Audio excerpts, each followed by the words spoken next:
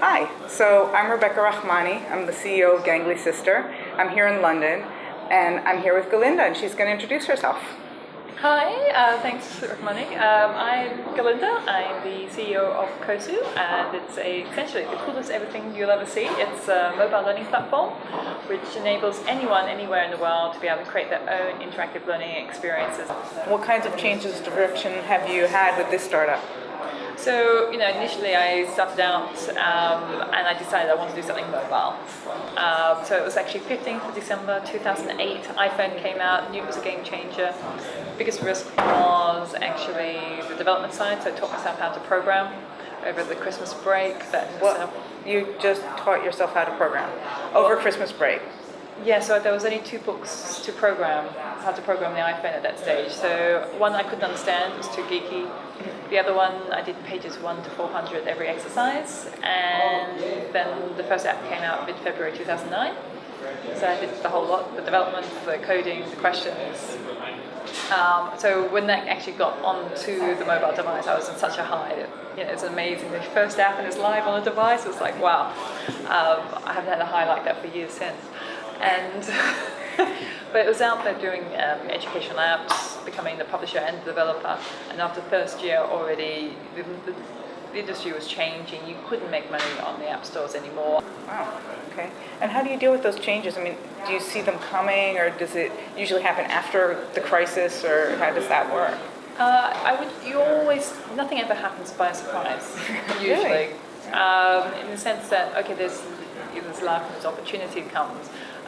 But there are things like that, you see it coming a long way off. Usually about 6 months, you start getting feedback on that type of thing. So Kosu resulted from all the feedback we were getting.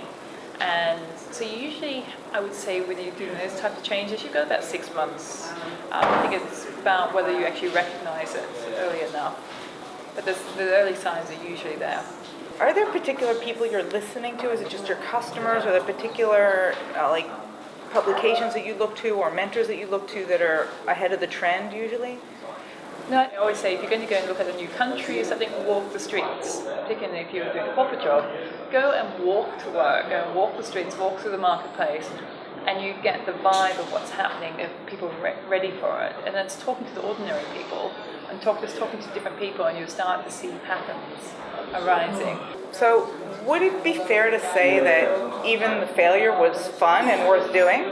Oh yeah, I mean you learn a lot. I know probably the only thing I regret then is not having had more time, because at some point you have to put full conviction behind the startup.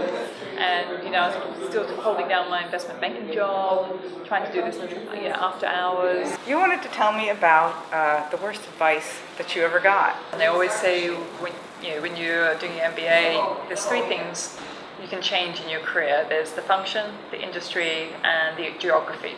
And you should never change all 3 at once.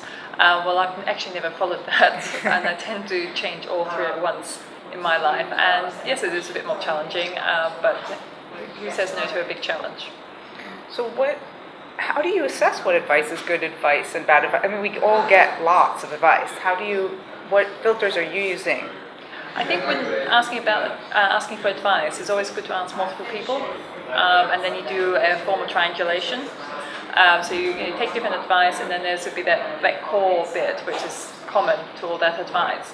And at that point, you just look at it and say, well, should I follow it? Shouldn't I follow it? And sometimes you think, okay, that's the safe way, and sometimes you just decide not to do it. So starting out. If you talk to so many people, they'll say, oh, don't give up your corporate career, etc. And at some point, you just say, you know what, do it. But my view is you always have backup plans or backup plans or backup plans. So if it fails, then there's a fallback plan, so you can do something else. Wow. Okay, so we're pretending to give you a virtual gift. And So what if I gave you an extra hour today? What would you do? Well, it's just like a gift. But, I mean, it's either sleep or keep going with my to-do list and my email inbox. Or, because where I live, probably get a can of paint and go out and paint my neighbour's metal railings, which I'm slowly doing to meet my neighbours. Painting your neighbour's metal railings? Yes. Okay. So I live... What color? Oh, I'm painting them just black, so it Oh, don't okay. cause too much of an issue. Okay. Yeah, but mine are blue. So